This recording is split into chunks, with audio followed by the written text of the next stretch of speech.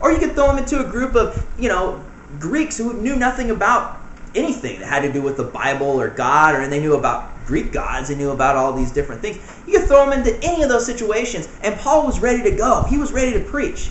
But the amazing thing about it is there was something that Paul always went back to. There were 2 points. And it's amazing because you see this all through his life. There were 2 points that he always went back to.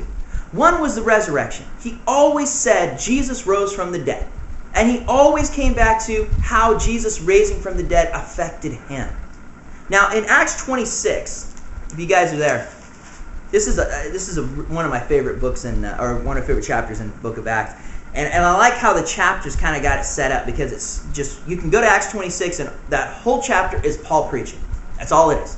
Paul giving his sermon, But setting up to that, what's going on here?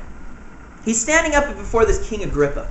Paul has the chance to give his testimony before King Agrippa. But why is he standing up before King Agrippa? Well, basically, Paul's been in prison for the last 2 years because the Jewish people that were in Jerusalem claimed that he was doing these horrible things against their religion. He was blaspheming, and he was bringing uncircumcised Gentiles into the temple, and he was preaching against their faith and their traditions and all the things they held dear. That Paul was this evil thing that was bringing about riots and stirring up all these different things, and they wanted him dead. They wanted him dead. And the amazing thing about it is, before Paul went to Jerusalem about 2 years ago, when he originally was captured and brought to prison, this one prophet went up to him and said, "Hey, you're going to get bound. They're going to take you and drag you away." And he's like, "No, I need to go." And he went to Jerusalem knowing exactly what was in store for him. He went into the temple knowing exactly what was going to happen. They got a hold of him. They drug him out. And I love the story where you read this. And this is back in Acts 24. I'm not going to read it. I'm just going to tell you the story real quick. But they drug him outside the temple and started beating him up until the centurion showed up, the Roman centurion who was in charge of that area. He shows up and he's like, "Hey, what's going on here?" And he brings a whole troop of people to try to sort the whole thing out. And they see some guy getting the crap beat out of him. And they're like, "Well, why are you guys beating him up? What's going on here?" And they're all yelling about this and that and the other. And they drag Paul back up, and he's like, "Well, let me talk. And now after, and it's funny because when you read this story, imagine yourself just getting the snot beat out of you by a group of people, and you still want to get up and preach to them? Come on, man. Haven't you learned? Paul had a thick skull. He didn't mind, getting, and he said, no, don't drag me away. And, it says in Acts, like I said, that they had to go in with force. They had to fight these people off them, just to get them off. And they take Paul and he says, no, give me a second. It says he stands up on the steps and he says, "Wait, I want to, give me a chance to defend myself." And he starts preaching and telling them about what happened to him. He was on his way to Damascus and was on his horse and he's going to, persecute Christians, and out of nowhere the light comes down and knocks him off his horse and Jesus speaks to him and they just start getting mad and start getting crazy again. And so the centurions have to drag him away, and they're getting ready to beat him. And Paul's like, "You can't beat me. I'm a Roman, I'm a Roman citizen here. What are you doing?" And so Paul had the opportunity, because of how he was born, because of his situation, to have the opportunity to preach. And it was amazing that even though they took him away, they put him in prison. The guy that first held him in prison was Felix. And Felix, actually, it's kind of interesting because, it says that he used to go to Paul all the time to hear him talk, but he was expecting Paul to pay him off. Here was a king wanting Paul to pay him off to let him out of prison. Paul had some money, I guess, if you look at it that way. That's just a side note. But anyways, Paul, so he's in prison for 2 years, waiting for a chance to basically, have a trial. And every time they keep trying, well, we'll send him to Jerusalem. No, I'm going to stand trial here, because he knew if he got sent to Jerusalem, we're going to kill him. Yeah, there was like a group of people that basically took a fast. You're fasting, you give up food for something, right? Well, these guys gave up food until Paul was dead. That was their fast. They had the murder fast. If we will not eat food again until Paul is dead. That's how serious these people hated Paul. And you read this, and when I first became a Christian and I read this, it just caught my attention. I'm like, wow, this guy, he wasn't your normal, what I saw as preachers, these big-bellied guys who just stand up and preach, and then go out and eat some nasty amount of food, and, it's just some, thing that they did. It wasn't like, Paul was serious. Paul lived this stuff. It wasn't just something that, he did on a Sunday morning just to, with a loud voice to, get his thing done and then go on his work. This was his life. And it appealed to me because I saw something in it. So, well, Paul was a fanatic. Well, yeah, he was. But for a reason. Paul wasn't a stupid person. I mean, even when he stood up in front of all these different people, it's amazing because when he gives his testimony, they even said, your great learning has driven you mad. They knew he was an intellectual person. No historian will ever discredit Paul's intellectual capacity. The man knew his stuff. He was a smart guy, yet he was a fanatic. He was a fanatic. There was something that just turned him on. Something that just changed his life.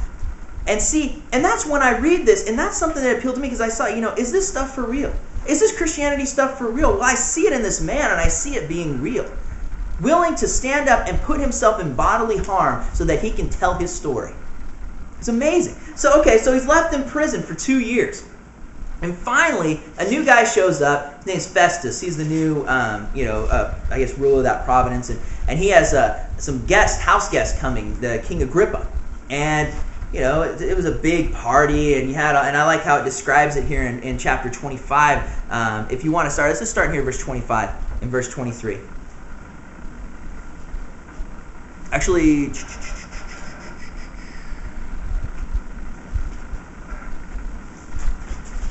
let's see. Okay, verse 22. And it says, "And Agrippa said to Festus, I would like to hear this man myself. Tomorrow," he said, "you shall hear him."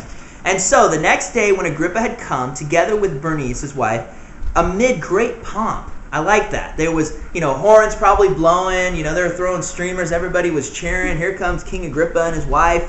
And they entered the auditorium accompanied by the commanders and the prominent men of the city.